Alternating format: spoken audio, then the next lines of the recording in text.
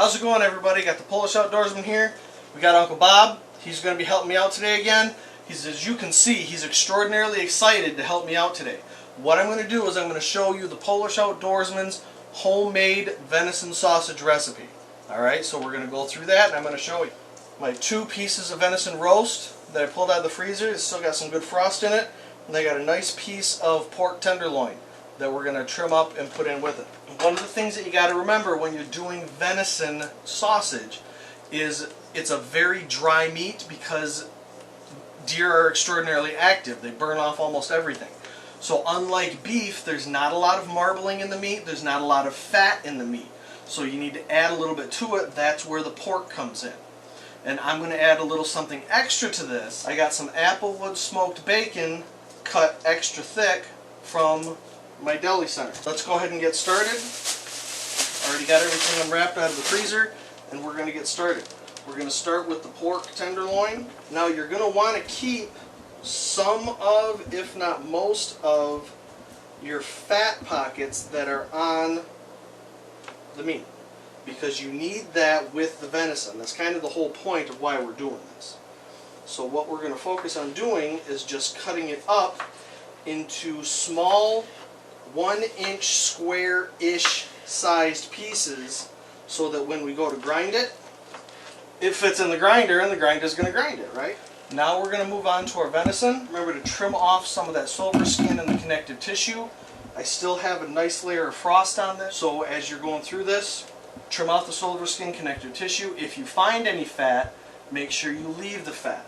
This was a late season deer that I got, so as you can see there actually is a little bit of fat deposit still on here, so it's a good healthy strong deer. We're going to make sure that we keep that fat as we trim away the silver skin. Now if any of you are wondering why, I'm just going to come to you here, get an idea. The silver skin and the connective tissue, why do I trim that off? Some people leave it on. 2 reasons. Number 1 reason, I think the silver skin and connective tissue make for, chewier meat, and it takes away from some of the flavor because it can be a little bit more bitter because it's all just your cartilage, connective tissue, and different type of cells that are not the same that we as humans like to eat for taste. The other reason is it makes it a little bit easier for your grinder, especially if you're old school and you have one of those hand grinders. Trying to tear through this stuff sometimes is a pretty hard job to do, and it makes it easier on the electric motor and your electric grinders. It doesn't have to tax itself out as much. Now that we're moving on to the bacon, you're going to want to cut the bacon pretty much the same way in that 1-inch size square, because the hole and the opening on your grinders are usually about the same size, roughly that 1 inch. Anything much bigger than that, and it's going to be hard to get it down in there for the grinding wheel to grab a hold of the meat to feed its way. Now the bacon is going to serve 2 functions.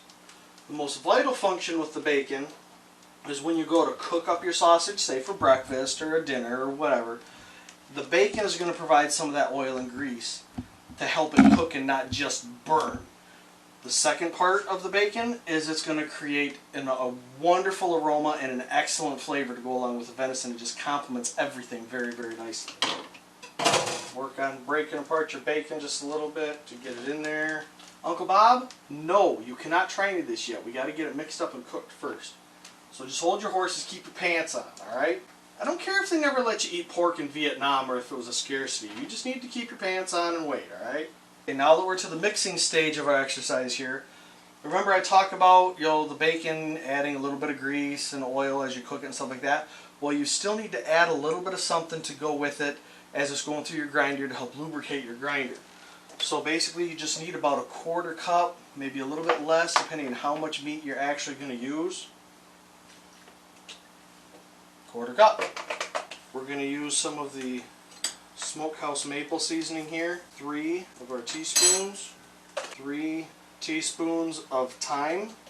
I have ground oregano. You can use the dried or flaked oregano. It works okay. I like to use the ground oregano for this because I think it grinds up, or it mixes better.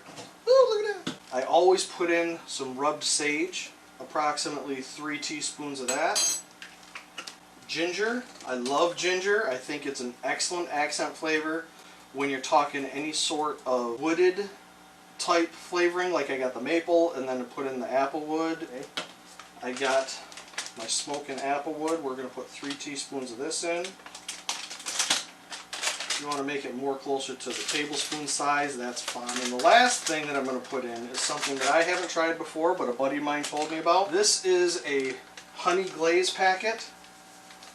I'm going to sprinkle in about half of that. What we're going to do is mix this all around. Try to get the seasonings and the herbs and the oil coated around on every piece.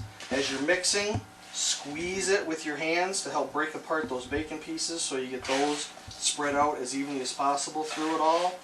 You want your pork and your venison mixed in as much as possible. Get all up in there, have fun with it. It's going to be a little bit chilly because some of the meat is still frosted, but that's okay because it also helps to reduce any sort of unwanted bacteria that's going to break down and taint your meat. So having it extra cool is actually a good thing. Okay, now that we're about ready to grind everything up, I had mentioned before the hand grinder. I used to do this by hand a lot. I got one from my grandpa. I loved using it. It was a lot of fun.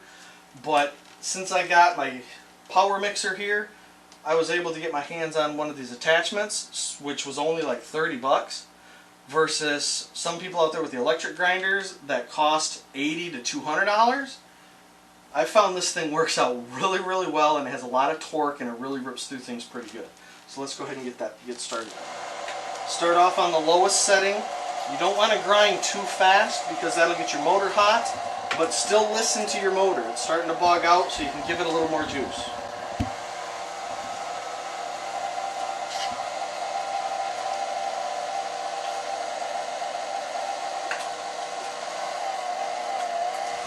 Okay, we're just about done. I'm on the last bout of it. We're going to need to prep the sausage casing. So what you're going to need with that is a little bit of salt, some warm water. Okay, you got the salt water. You want to mix it around. Now some of you are going to be like, oh my god, he's using the same bowl. It's cross-contamination.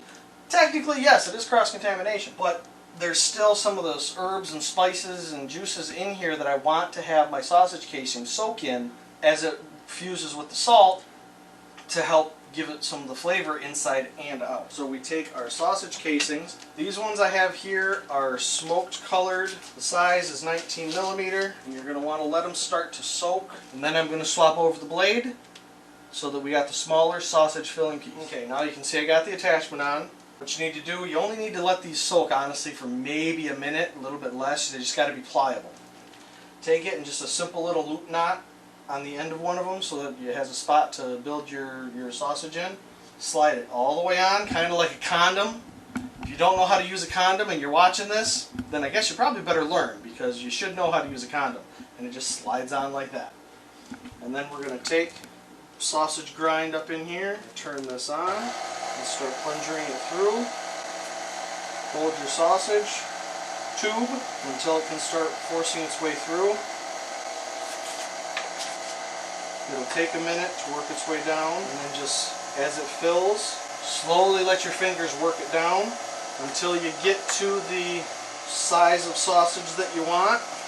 Give it some space, twist it off. Alright, this project is taking longer than I remember, but it's still working. I got a couple of sausages set up here in sticks. Now you can do a couple of different things with these. You can treat them as a breakfast sausage, cook them up in a pan, eat them with some eggs, whatever the case might be. Or you can cook them on low heat in your oven, say 250, 275 for 5 or 6 hours. And you can treat them as a sausage snack stick. So you can take it with you on a trail, whatever. It's great survival type food, high in protein. But basically, this is Polish Outdoorsman. Uncle Bob, who's a pain in the butt and is ready to eat some of this stuff. I think he's going to eat it raw. We're saying if we don't see you around, we'll see you around. Here?